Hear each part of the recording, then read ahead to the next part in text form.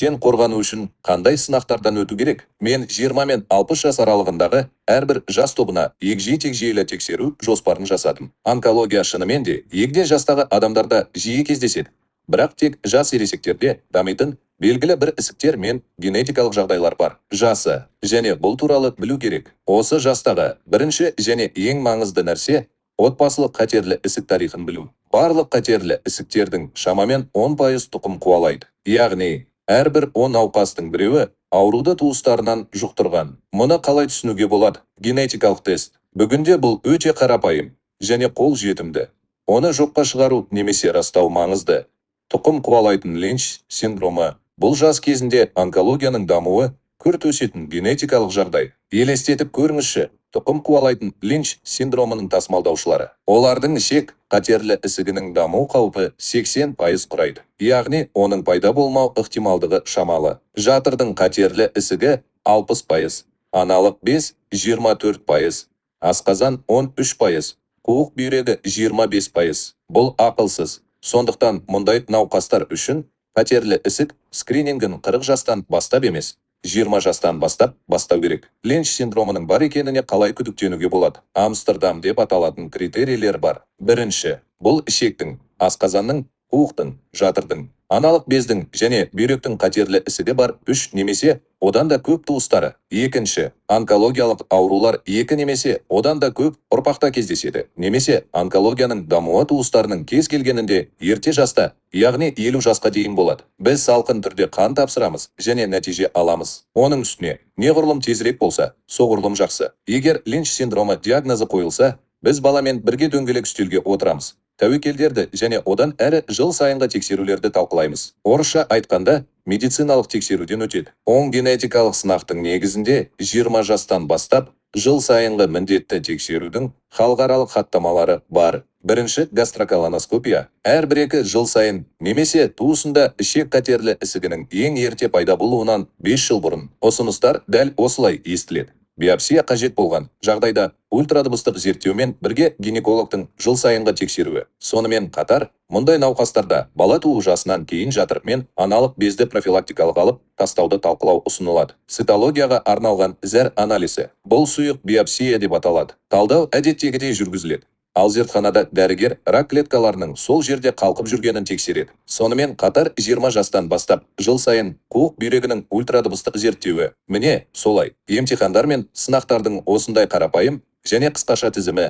онкологияны ерте жастан өткізіп алмауға көмектеседі. Аталық бездің қатерлі ісігі тек жас ересектерде кездеседі. Бұл тек жас ересектерде болатынын білу, сонымен қатар өзін-өзі диагностикалау. Күнделікті душта өз бетінше. Шындығында, аталық бездің қатерлі ісігінің тығыздығы тасты және оны өткізіп жіберу өте қиын. Бұл жағдайдың басты жауы кейінге қалдыру. Ісік тез дамып, метастаз береді. Аталық бездің қатерлі ісігі ауыртпалықсыз болғандықтан, жастар бірдеңе дұрыс емес екенін тез түсінбейді. Ал олар түсінгенде күш-қуат жинап, ата-аналарымен осындай жақын мәліметтерді бөлісу үшін уақыт қажет. Осылайша қымбат уақыт босқа кетеді. Сондықтан ата-ана мен ұлдың арасындағы сенім, сондай мұндай жағдайдың орын алатынын білу қауіпсіздіктің негізі болып табылады. Халықаралық нұсқаулық осылай көрінеді. Біз кідіртеміз, скриншот түсіреміз, ұлдарымызға жібереміз. В және С гепатиттерінің тасымалдаушылары. Өкінішке орай, контрацепцияның қолжетімділігіне және тырнақ бизнесінде, косметологияда және стоматологияда бір рет қолданылатын құралдарға қарамастан, олардың саны өте көп. Бүгінде бұл өлімге әкелетін диагноз немесе үкім емес. Бірақ гепатит тасымалдаушыларында бауыр ісігінің даму қаупі жоғары. Сондықтан пациенттердің бұл тобы үшін бауырға бағытталған іш қуысының ультрадыбыстық зерттеуі және ісік маркерлерін тапсыру 6 айда бір рет назар аударыңыз. Зерттеулер көрсеткендей, мұндай жарты жылдық скрининг бауыр обырынан болатын өлімді 2 есе азайтады. Бірақ гепатит вирусы адам папиллома вирусы сияқты көп емес. Мұнда бізді ұрпақтар бойына үлкен тәрбие жұмысы күтіп тұр. Мен қазір бәрін айтып беремін. Адам арасының вирусы 100% жағдайда жатыр мойны обырына, 90% жағдайда аналды обырға, 75% қынап обырына, 60% жағдайда пениса обырына себеп болатыны дәлелденген. 70 жаста тіл мен жұтқыншақ. Бүгінде әлемде бір мезгілде адам папиллома вирусының ең зиянды 9 түріне, яғни онкогенді түріне қарсы вакцина бар. 9 жастан бастап Негізінен жыныстық белсенділік басталғанға дейін. Батыс елдерінде қыздарға да жалпы вакцинация жүргізіледі. Ресейде ХПИВ вакцинасын профилактикалық егулердің ұлттық күнтізбесіне 2026 жылы енгізу жоспарлануда. Халықаралық хаттамаларға сәйкес, вакцинация 45 жасқа дейін, тіпті адам папиллома вирусының тасымалдаушылары үшін де көрсетілген. Австралия, Ұлыбритания және Швеция сияқты вакцинациямен қамтылуы жоғары шағын елдерде жатыр мойны обырының 80%-ға төмендегені байқалды. Сонымен қатар, болжамды модель бар.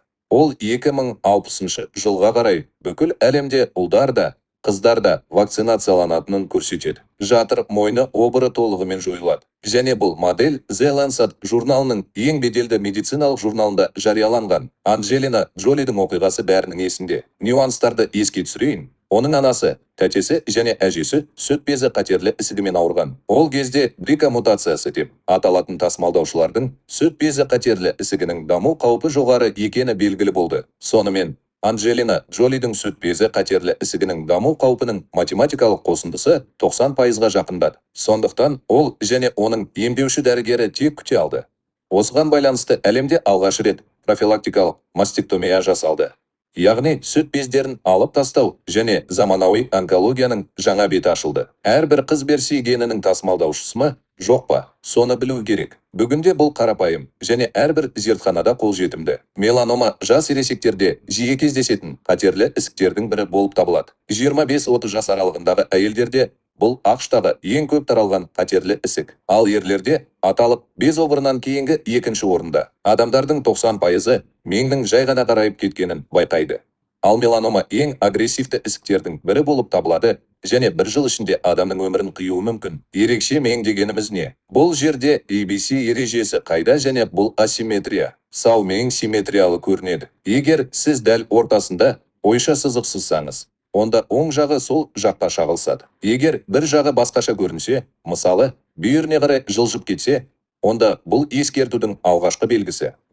Бұл шекаралар. Меңнің біркелкі, анық жиектері, бұл жақсылықтың белгісі. Егер шекаралар бұлыңғыр, біркелкі емес және жыртылған болса, меңді маманға көрсеткен жөн. Түсі. Біркелкі реңк жақсы белгі. Қара, көк, қызыл және ақ түстердің шашырауы дабыл қағу керек. Сондай-ақ меланомалар жиі жазылмайтын жаралар, герпес немесе басқа жаралар ретінде жасырылады. Егер жара 2 апта ішінде жазылмаса, бұл қатерлі ісік. Егер басқаша дәлелденбесе, меңдерді суретке түсіріңіз, бақылаңыз, салыстырыңыз және дерматологқа көрсетіңіз. Сондықтан 40 жасқа дейін барлық қыздар үшін жатыр мойны обырының скринингі міндетті болып табылады. Қалғандарының барлығына тек жоғары тәуекел тобына жүйелі түрде тексеруден өту ұсынылады. Бұл жерде мәселе аз ғана. Менің осы топқа жататынымды немесе жатпайтынымды түсініңіз. Бұл жерде отбасылық қатерлі ісік тарихы мен генетикалық тест көмектеседі. 40 жыл нағыз белес. Ісік маркерлері туралы барлық шындықты айтатын кез келді. Медицинада скрининг ұғымы бар.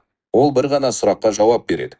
Егер барлығы осы немесе басқа талдауды толығымен сұраса, бұл белгілі бір аурудан болатын өлімді азайта ала ма? Атап айтқанда, онкология. Осылайша, тек бір ісік маркерін скринингтен өткізудің орындылығы дәлелденді және бұл простата обырының ісік маркері болып табылатын простата спецификалық антигені. Бұл жыл сайын жасалуы керек. 40 жастан асқан барлық ер адамдар үшін негізгі сынақ. Қуық асты безінің қатерлі ісігін ерте анықтауға және оны бір жола емдеуге мүмкіндік беретіні дәлелденген. Өйткені, қуық асты безінің қатерлі ісігінің 4-ші сатысына дейін бірде-бір симптомы жоқ. Өзіңді тыңдаудың еш мәні мен мәні жоқ. Жай ғана салқын қанды жыл сайын зертханада итке қан анализін тапсырып, оны маманға көрсет. Неге? Өйткені иттің нормасы жоқ. Жалпы, мен саған қазір бәрін айтамын. Норма жоқ деген нені білдіреді? Өйткені, қалыпты иттің 4-тен аз екенін бәрі біледі. Ал енді экранға назар аударыңыз. Бұл простата обыры бойынша халықаралық хаттаманың кестесі, онда деңгейі 3-тен 4-ке дейінгі науқастарда байқалады. Қуық асты безінің қатерлі ісігінің даму қаупі 27%. 2-ден 3-ке дейін 24%, 1-ден 2-ге дейін 17-ге және 1-ге дейін 10% құрайды. Норма қайдан пайда болды? Енді түсінесің, жалғыз жол. Қуық асты безінің қатерлі ісігі диагнозын растау немесе жоққа шығару, микроскоппен жасушалардың көңіл күйін қарау, яғни гистология жасау. Ол үшін биопсия жасау керек. Биопсия және гистология ең алдымен мемлекеттік ақшаға тұрарлық. Өйткені қуық асты безінің қатерлі ісігінің скринингі мемлекеттік басымдық болып табылады. Сондықтан биопсияны ұтымды орындау үшін ның сенімді деңгейі анықталды. Төртінші. Ал қазіргі урологияның нақты дилеммасы биопсияны қажет ететін 100 пациенттің 27-сіне және қажетсіз биопсияны қажет етпейтін 73 пациентті қалай анықтау керек. Ал деңгейі үшінші 3,5 екінші болатын науқастармен не істеу керек? Сондықтан пациентке де, дәрігерге де дұрыс қорытынды жасауға, онкологияны жіберіп алмауға және артық биопсиядан арылуға мүмкіндік беретін бірқатар қосымша тексерулер бар. Олардың кейбірін сіз жақсы білесіз. Біріншісі еркін және жалпы қатынасы. Егер ол 10%-дан аз болса, онкологиялық аурулардың даму қаупі жоғары. Биопсия көрсетілген простата денсаулығының индексі. Сондай-ақ бос пен жалпы және ның басқа фракциясының арақатынасын көрсететін қан анализі. Туралы -2 деп аталатын. Әлемде 4 скор деп аталатын тағы бір ақпараттық қан анализі бар. Бұл Ресейде әлі қолжетімді емес. Дәуіріне дейін простата обырын диагностикалаудың жалғыз жолы сандық эректильді тексеру деп аталатын әдіс болды. Шындығында қатерлі ісіктің тығыздығы тасты. Қуық асты безінің тінінің жеткілікті жұмсақ, серпімді құрылымына қатысты палпациялау және анықтау өте оңай. Сондықтан уролог бұл зерттеуді тек науқастың денсаулығы үшін жасайды. Егер палпация кезінде күдікті аймақ болса, биопсия көрсетіледі. Бүгінгі күні қуық асты безінің мұртысы өте жоғары ақпараттылыққа ие және дәрігерге биопсия жасау керек пе, жоқ па, соны айтады. Ал енді басты сұрақ. Қуық асты безінің биопсиясы қаншалықты ауыр және қауіпті? Қазіргі урологияда бұл әдеттегі манипуляция болып табылады. Оның асқыну деңгейі 1%-дан аз. Ол гастроскопиядағыдай амбулаториялық субнутривалды седациямен орындалады. Осылайша, қуық асты безінің биопсиясының диагностикалық мәні қауіптен айтарлықтай асып түседі. Одан қорқудың қажеті жоқ. Егер ол көрсетілсе, оны жасау керек. Менің артымда жетекші онкологиялық мекемелерде, соның ішінде Израильдің Хадас клиникасында және Еуропалық медициналық орталықта 15 жылдан астам тәжірибем бар. Біз диагнозбен күресуіміз керек, немесе екінші пікір алуымыз керек. Мен сипаттамада консультацияға сілтеме қалдырамын. Енді ісік маркерлерінің қалған бөлігіне оралайық. СА-125 ісік маркері қатерлі ісік. Жыл сайынғы скринингке көрсетілмейді. Сондықтан ультрадыбыстық немесе мұртақ арқылы ісікке күдік болған жағдайда ғана әйелдерге тапсырылады. Қатерлі ісік эмбрионалды антигені де скринингке көрсетілмеген. Оның ерекшелігі төмен, яғни кейде колоректалды. Сүт безі және өкпе ісіктерінде жоғарылайды. Сондықтан ол скрининг үшін емес, ішек қатерлі ісігіне жүргізілген емдеуден кейін бақылау үшін қолданылады. Альфа-фетопротеин скрининг үшін емес, бауыр немесе аталық без қатерлі ісігіне күдік туындаған жағдайда қосымша тексеру ретінде пайдаланылады. Оны жыл сайын тапсырудың қажеті жоқ. Бұл сон 9,9 ісік маркерлеріне және рома индексіне де қатысты. Олар скрининг ретінде емес, тек қосымша тексеру ретінде пайдаланылады. Көріп отырғаныңыздай, ісік маркерлерінде үлкен мәселе бар. Олар онкологияда үнемі көтеріле бермейді. Бұл қасиет ерекшелік деп аталады. Естеріңізге сала кетейін. Бір ғана ісік маркері бар.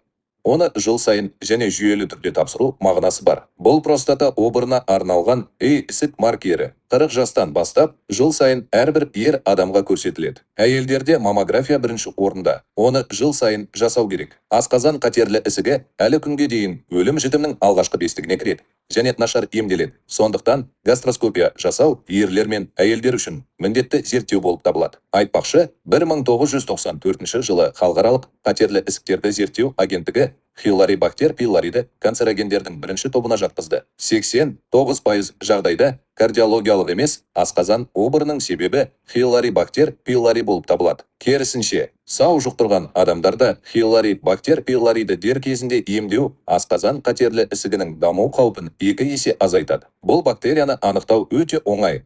Не тыныс алу сынамасын алу, не гастроскопия кезінде биопсия алу, асқазан анықталды. Әрі қарай жүрейік. 40 жасқа қарай ішек қатерлі ісігінің даму қаупі айтарлықтай артады. Міндетті түрде колоноскопия мен нәжістегі жасырын қан анализін қосыңыз. Әр қайсысы үшін орындалу жиілігі алдыңғы тексеру нәтижелеріне байланысты әртүрлі болады. Бірақ кем дегенде 5 жылда бір рет. 50-ші жыл бұл маңызды кезең. Онкологиялық аурулардың ең жоғары деңгейінің басталуы. Бұл жерде біз үлкен төрттік деп аталатын кешенді скринингке кірісеміз.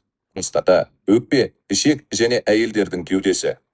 Қан анализі, өкпенің гастроколоноскопия және сүт бездерінің мырт жыл сайынғы қажеттілікке айналуда. Және мұның бәрі бүгінде ОМС арқылы тегін қолжетімді. Яғни бұл ақша туралы емес. Қатерлі ісіктің алдын алу үшін не маңызды екенін білесіз бе? Бұл тамақтану. Бірақ бұл жерде нюанстар бар. Мен осы тақырыпта егжей-тегжейлі бейне түсірдім. Онда мен қандай тағамдарды және қандай мөлшерде жеу керектігін анықтадым. Экрандағы бейнеге және сипаттамаға сілтеме. Міндетті түрде қараңыз. Менің телеграм каналымда сіз онкологиялық ауруларды тексерудің егжей-тегжейлі бағдарламасын таба аласыз. Кіріңіз, жүктеп алыңыз.